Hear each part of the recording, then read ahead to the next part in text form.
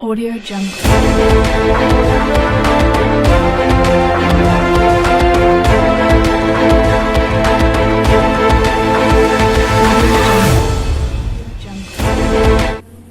Good morning, viewers.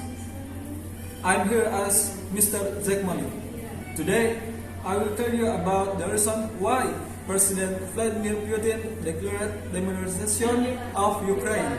The following is coverage of the statement of the President from this Russian Federation. Hope you enjoy this news. We will be aiming at demilitarization and denazification of Ukraine.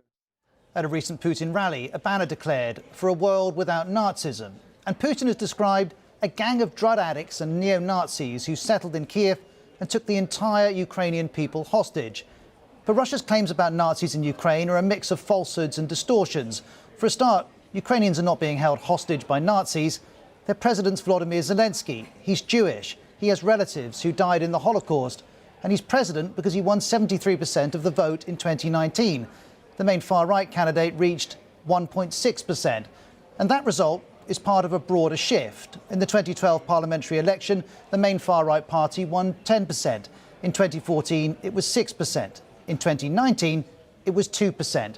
No far-right groups have any formal political power in Ukraine. And based on polling and results, the far-right's much less popular in Ukraine than, for example, the leader of the far-right in France, Marine Le Pen. Far-right groups, though, do exist in Ukraine, and Russia's focus on them is not new. The word denazify, the idea that Ukraine has been overrun by the Nazis, is something that Russian propaganda has been talking about for 8 years, since the first invasion of Ukraine in 2014. Ukraine wasn't and isn't being overrun by Nazis, but what happened 8 years ago is relevant here. That's because in late 2013, under pressure from Putin, Ukraine's then president, Viktor Yanukovych, backed out of a cooperation deal with the EU. Huge protests followed, as would a crackdown. In time, Yanukovych would flee to Russia. This was a challenge to Putin's ability to influence Ukraine, and he retaliated. First, Russia annexed Crimea, then it backed separatists in parts of eastern Ukraine. And this is where the story connects back to the far right, because in 2014, the Ukrainian military was much smaller than it is now. It was struggling, and brigades of volunteers joined the fight against the separatists. Some of them had far-right elements. The most high-profile was this one, the Azov Battalion. It was set up by this man, Andrei Beletsky, who has a history of racist and anti-Semitic views. And in 2014, the BBC's Steve Rosenberg spoke to him. Да, про Азов, что ультранационалистическое, даже вот неонацистское, да, вот какая идеология у Азова? Да, мы националисты, мы этого не скрывали никогда. Вся наша идеология вот в нашем знаке сочетается в пересечении букв И и Н. Идея нации. This is the Azov emblem being shown to Steve there. It's a pagan symbol known as Wolf's Angel, and a version of it was used by some SS units in Nazi Germany. Andreas Umland's an expert on Ukrainian nationalism. He's looked at this, writing, the Wolf's Angel has far-right connotations, but it's not considered a fascist symbol by the population in Ukraine. That may be, but back in 2015, Azov acknowledged that some of its fighters held Nazi views. A spokesperson told USA Today that only 10 to 20% of the group's members are Nazis. And he sought to make a distinction, using one fighter as an example. I know Alex is a Nazi, he said, but it's his personal ideology. It has nothing to do with the official ideology of the Azov. Now, the degree of Nazi sentiment in Azov is impossible to verify. But this 2015 quote is relevant because by this time, Azov had become part of Ukraine's National Guard. It was under government command. And there was one main reason for that happening. We have to be honest, they were just good fighters in 2014. And they seem to be pretty good fighters now in Mariupol. That's why they were taken on the books. And in 2014, with Russia backing separatists, urgent military considerations trumped all others. Ukraine was under attack.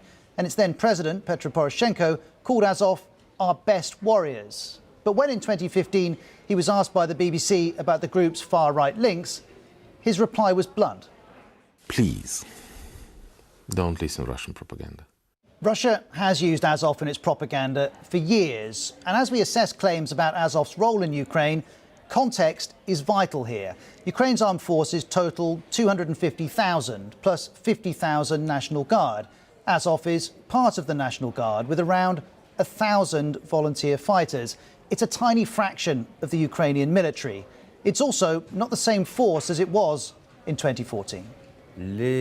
Azov a ouvert son recrutement. Azov opened its recruitment to the whole of Ukrainian society, and eventually this radical corps was drowned out by the massive newcomers who joined the regiment because it was an elite unit. And while the membership was evolving, the founder also left to start a new far-right political party, a party which has failed to achieve any electoral success. But the Azov regiment that he left behind is high-profile and mainstream. This is the view of the Ukrainian government. The only Nazi elements we have on the territory of Ukraine now are the Russian fascist army. In the last few days, President Zelensky announced that Azov's commander in Mariupol will receive the highest national military award. But despite this acclaim, despite the evolving membership, questions about neo-Nazi links remain.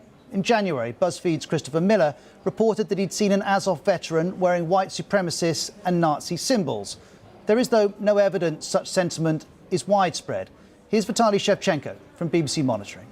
I was looking at the Azov Battalion's social media activity and its website, and all they talk about is fighting the Russian forces, and there's very little in terms of extremist, anti-migrant or xenophobic rhetoric there. And so it is this Azov regiment that is part of Ukraine's resistance. And just as in 2014, its focus is the Donbas region. That includes the two breakaway republics and the city of Mariupol. It is close to the Sea of Azov, which gives the regiment its name. It's also where Azov made its name. Back in 2014, Azov successfully defended the city. As Mariupol is bombarded by the Russians now, alongside other Ukrainian forces, it's trying to do so again. And Azov's presence in Mariupol, once more, makes it central to Russia's false narratives. You'll remember the horror of Russia bombing a maternity hospital in the city. Afterwards, the Russians said this. At the UN Security Council, facts were proffered by our delegation saying that the maternity hospital had been taken over by Azov Battalion and other radicals. But there's no evidence Azov were based there, no evidence it was a military facility. Then there's Russia's attack on a theatre in Mariupol that was sheltering civilians. Russia accuses Azov of doing this. There's absolutely no evidence this is true. And so, while any Azov volunteers having Nazi sympathies is shocking and worthy of note, neo-Nazis are not the threat that Russia describes. But perhaps this is not about an actual threat, and rather about something else entirely. The New York Times writes of how the word Nazi appears geared towards Russians, for whom remembrance of the Soviet Union's victory over Nazi Germany remains perhaps the single most powerful element of a unifying national identity. Putin is looking to the past to create motivation in the present. This is the historian, Shane O'Rourke.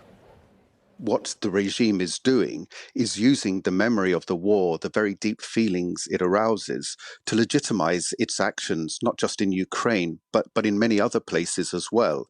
Putin has his reasons to do this, but he doesn't have the facts. Just after Russia's invasion, 150 historians who study genocide, Nazism and World War II released a statement. In it, they argue this rhetoric is factually wrong, morally repugnant and deeply offensive to the memory of millions of victims of Nazism and those who courageously fought against it. The rhetoric is factually wrong. Nazis don't hold Ukraine hostage. They're not launching attacks on Ukrainians. There's no evidence to support this kind of claim. Most of the Ukrainians hate these neo-Nazi groups and they pray for Russia and for somebody else to liberate Ukrainian society from Nazi group. Ukrainians don't need liberating from Nazis. To their president, this idea is pure fiction. It's already the 25th day of the Russian military trying in vain to find imaginary Nazis from whom they allegedly want to defend our people, just as they're trying in vain to find Ukrainians who would greet them with flowers. That search will continue to be in vain because while the evolution of the Azov regiment deserves scrutiny, neo-Nazis and the far right do not play the role in Ukraine that Russia falsely describes. They didn't in 2014, they don't now.